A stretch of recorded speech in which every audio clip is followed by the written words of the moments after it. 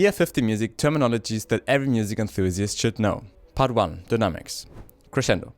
A gradual increase in the loudness of music. Most of the time the abbreviation is used, it looks like this. Another sign for crescendo is this one. The difference is that the increase in loudness is just for the duration of the sign. A crescendo technically means becoming louder till there's another dynamical sign. Decrescendo. A gradual decrease in the loudness of music. It's the opposite of crescendo. Another word for decrescendo is diminuendo. The abbreviation is either this or this. Forte. This means you have to play loud. Piano. The opposite of forte, play soft. Mezzo forte. It's not loud, it's not soft, it's in the middle. Mezzo piano. It's not always used, but if it's used, it's softer than mezzo forte. So you have piano, mezzo forte, and then forte. Most of the time you will just see piano, mezzo forte, and forte in pieces. Fortissimo, even louder than forte, so very loud.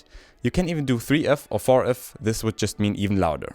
Pianissimo, same here, softer than piano, and you can also have 3P or 4P. I don't know how you call the 3P and 4P option in English, so I'm just gonna leave it with that. Very important to mention, dynamics are relative. If there's just forte and mezzo forte in one piece, the mezzo forte is probably very soft compared to a piece in which there's a pianissimo. There, the mezzo forte would be way louder. And for people who play in orchestra, forte in the trumpets is also different than the forte in the flutes, just by the instrument being different. Sometimes the composer already thought about this and then gave the trumpet a mezzo forte, but that's the job of the conductor to decide, maybe the trumpet is important in this part and it should be loud. Part 2. Tempo. Accelerando. A gradual increase in the tempo of the music. Another word is animé, it's French. It's not the same as anime, written like this. This means play a bit faster instantly. The other one means start to play faster with time. Same as accelerando. The word sounds exactly the same, but the meaning is different, because French language and numbers are weird. 80 is 80, it basically means 4 times 20 multiplied is 80. The abbreviation for accelerando is this. Ritardando. A gradual decrease in the tempo of the music. The opposite of accelerando. Another word is rallentando. The abbreviation is either rit or ral. A tempo. It is often used after ritardando or accelerando and indicates that you should start to play at normal speed again as it was before. So for example, you make a ritardando, you become slower with time, and at the A tempo, you instantly go back to the tempo it was before. Tempo primo means go back to the very first tempo of the piece or the last indicated tempo designation. It's difficult to say exactly which tempo is meant. Often it's the very first one. If it's an opera that is 2 hours long, it's not the first one. The following tempo designations are listed from very slow to very fast. Largo. Oxford Languages says played with a slow tempo and dignified style, which means very slow. Lento is again very slow. Larghetto, this means a small largo, so a bit faster but still very slow. Adagio, a tempo that is slow. Andante, a tempo that is moderately slow and walking pace. Moderato, at a moderate pace. Allegro, a tempo that is fast and lively. Vivace, in a lively and brisk manner. Presto, in a quick tempo, basically as fast as you can. The problem with tempo measurements is that they often don't tell us the tempo itself, rather the character of how we should play something, which then indicates the tempo. That's something very important to know. Part 3. Articulation. Staccato. A style of playing where the notes are short and separated. Legato. It means that the sequence of notes should be played smoothly or joined up as opposed to disconnected. Tenuto. It tells the performer to hold or sustain a note for its full length, so everything's tight. Accent or sforzato. It's either this sign or written like one of these 3. You have to put a strong emphasis, a stronger attack on the beginning of the note. Basically, hit the beginning of the note pretty hard. Fortepiano. This is a tricky one. It seems very similar to the sforzato and accent, but it's not. Instead of making a strong emphasis on the beginning, you just play like you would play a loud note in forte. It's loud, but it's not hard. Then as soon as you play the note, transform it into a piano. That's it. The difference is that the accent or sforzato is more of a hard articulation, the fortepiano more of a dynamic and not that hard. Dolce. I found a very good definition. The Italian musical term dolce, sweet, sweetly, is an indication to play in a tender, adoring manner, to play sweetly with a light touch. So play like you're in love. That will do the job. Portato. It's often written like this. and for the most composers you have to play the notes separated, but each one a bit pulsated and broad. Difficult to explain like this. Part 4. General terminologies. Key signature. The key signature is at the beginning of a piece and tells you how many sharps or flats you have to play. Because of that, it helps you to determine a key of a piece. Poco, a bit. Molto, much of. Pio, more of. Tranquillo, calm, it doesn't have to influence the tempo.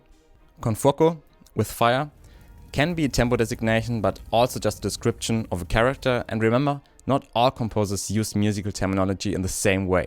I think Schubert, for example, used diminuendo not just as a decrescendo but simultaneously as a ritardando. Mosso, animated and rapid. Meno, less of. Often those two go together. Meno mosso means less animated, less fast. Leggero, it means play lightly and without force. Clef, the clef is right at the beginning of a piece and defines which notes are on which lines or in between the lines of the staff system. There are more than the treble clef and the bass clef, for example the alto clef. Obviously, all those clefs have different notes or different lines, but the overall structure of the notes is always the same. Da capo, start to play from the beginning. Dal segno, start to play from this sign.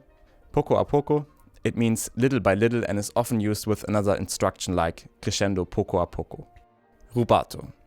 Basically, you can be a bit more free with the tempo, make a few things faster, some others slower until there is a new tempo designation or an A tempo. Flat. The flat indicates that the note that comes after it has to be played one semitone lower for the whole bar. Sharp, it's the opposite of the flat, so you have to play whatever note comes after the sign a semitone higher for the whole bar. Natural. The natural removes the effect of flats and sharps again. When the second beat of a bar has a natural, the rest of the bar does also have to be played without the before existing sharp or flat, but just for the note the natural was put before. So if you put the natural before a B flat, it doesn't remove the flat of an A flat. Double flat. Same as the flat, but it moves the note down 2 semitones, so one whole tone. Double sharp. Same as the sharp, but it moves the note up 2 semitones, so one whole tone. Time signature. You find it at the beginning of a piece and it indicates how many beats are in one bar. Giocoso. The piece should be played in a cheerful and playful way. Fermata. The note under the sign should be played longer. The interpreter can decide how long. Sempre, it means the same. So if there is a sempre forte, it means play the same forte as before. Espressivo, very simple, play more expressively. Most of the time it means use more vibrato and make more phrasing. Subito, its meaning is immediately. For example, a subito forte means play forte instantly from that part and don't make a crescendo before if there isn't. Assai, very much of something. Appassionato means passionate. TR is the abbreviation of trill. A trill is a fast change between the note itself and the note above in the staff system. Appoggiatura. An appoggiatura is a musical ornament that consists of an added non-chord note in a melody that is resolved to the regular note of the chord. Grazioso, play graceful, smooth or elegant in style. Some things can be combined, for example crescendo molto, più forte or poco forte, which means a bit forte, so less than forte. Poco più animato, a bit more animated. Most of the words are from the Italian language, but also a few words are from French. You can go back to this video whenever you feel you need to refresh those terminologies. Learning them is an absolute must for every music enthusiast. There are 6 mistakes everyone is doing when they learn an instrument that will completely wreck your progress on whatever instrument you play. So if you're still doing them, this video was just a waste of time. That's why you should check out this video right here, in which I explain these 6 things that took me way too long to learn. Don't make the same mistakes as I did. I wish I had this video when I was younger. Thanks for watching, and we see each other on the next one.